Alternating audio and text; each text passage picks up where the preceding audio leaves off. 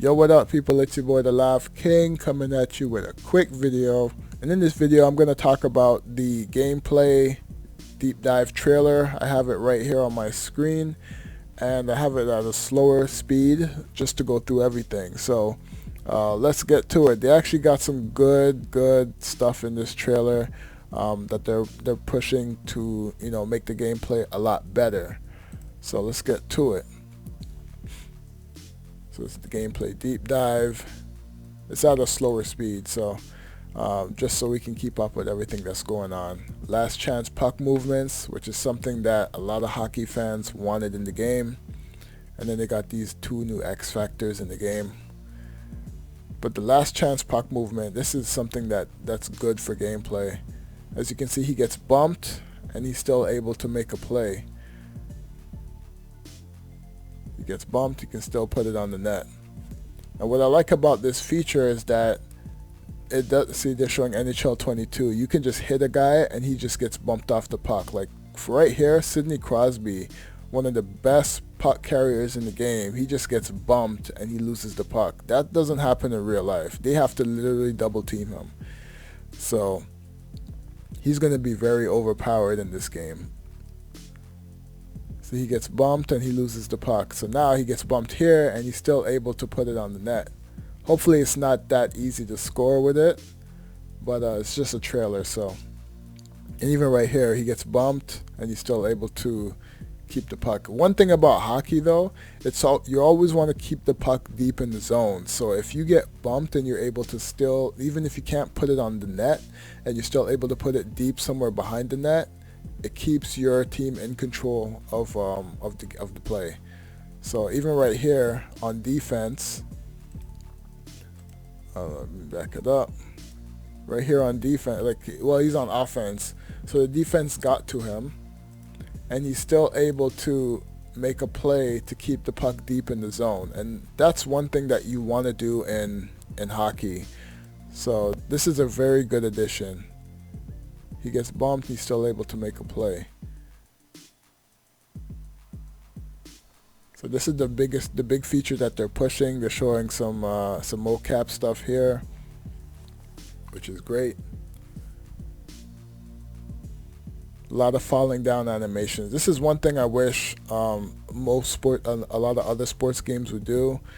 Players falling down creates a lot more organic moments in the game. So hopefully other sports games take note on this. And see, even right here, you can't spam it.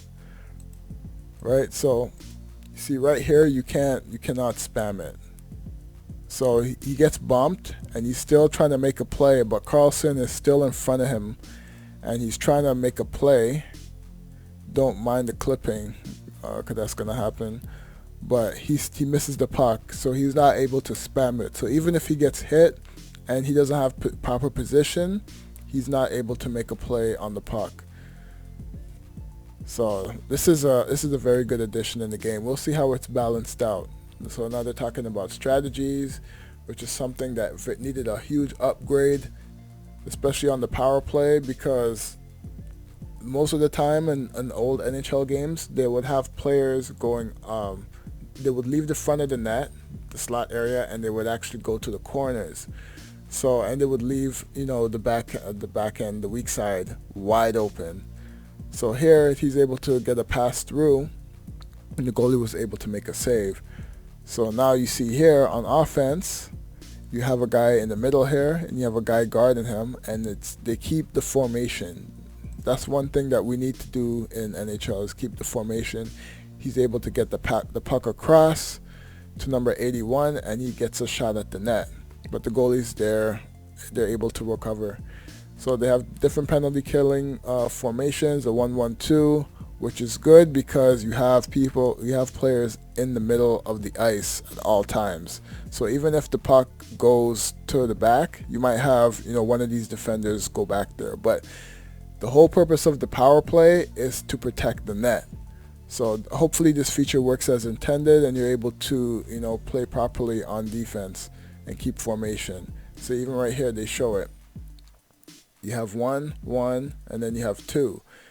So the goalie, he's getting screened a bit, but that happens. But it makes it harder for the offense to get pucks through. So he has to, instead of getting a clear pass to number 9 here, he has to pass it towards the wall, forcing, the offense to regroup. And they got different power play formations. They got the 1-3-1, and they got the face-off formations. Before, in old games, they had these, but they never really switched how the formation was on the actual ice. So if you go back here and you see them changing it, they're changing the position. So that's another good addition, that you can actually set up plays a lot easier off the face-off.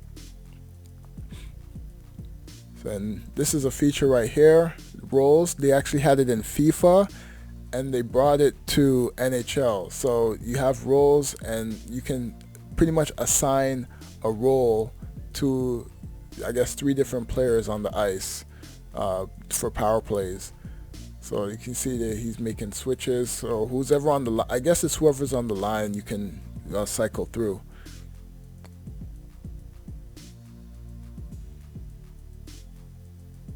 And then you have these coaching adjustments. So if you're winning the game and you're ready to clamp down, this is another feature that they had in FIFA. You can go ultra defensive. So they actually brought it to NHL.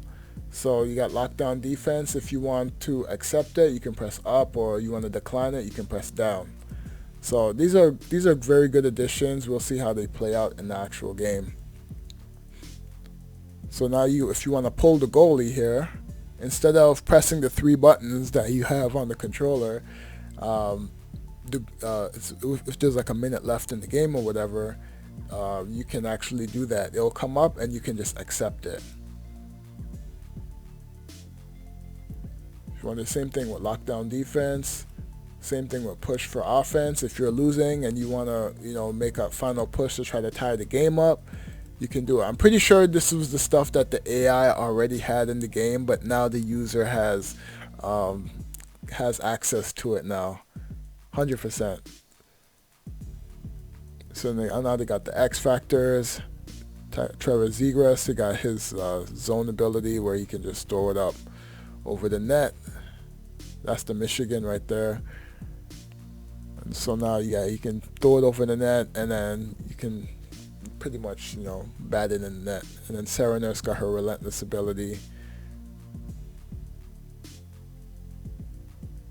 And here we go.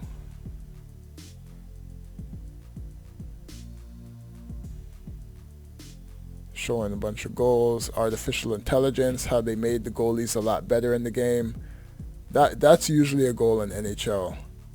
So they're gonna test to see how really effective this is, especially in World of Chell when you play online. A lot of people spam cross crease goals. So if the AI is good as advertised, they're gonna have to find different ways to score. Hopefully the player base doesn't bitch about it being too hard. So you'll find different ways to score, because games really should be low scoring. And right here that they added features, that's another feature that they put in FIFA, is that they'll tell you who has the best option. So he's pointing to over here, and looks like he's the best option to get the puck to. So you can actually look at what's going on the ice and make decisions based on that. And then now right here, he's getting ready to do a line change. Normally hockey players put their stick up and then they go to the bench. So those are little additions that's pretty good in the game. Now he's telling him where to pass it because he's wide open. And now they're talking about community feedback, updated pass assist, which is a good thing because passing was terrible. You can probably make more control passes in the game now. And then they have better updated interceptions, which is very much needed in this game. Because, like I said, a lot of players like to cross crease in this game. And now you can control the passes better. He can just put it right behind the defense. Updated poke checks they got in the game. So they basically slowed down the defender, so it's easier to maneuver with the poke check. So now you can force defender, offensive players to turn around if they don't have anything. Updated puck carrier speed. Fast players are, faster than others. It looks much slower for some reason on this angle, but if you play on broadcast, you'll notice the difference a lot more. So that's basically it on the gameplay. That's what they updated. The beta is out today. Codes go out around 2 o'clock, so if you have a code, just check your email around 2 o'clock. And yeah, I'm going to leave it at that. Let me know what you guys think about these new gameplay features. You excited to get your hands on the beta? What do you think about NHL? What have they announced already? And I'll catch you guys on the next video. Alright, I'm out. Peace.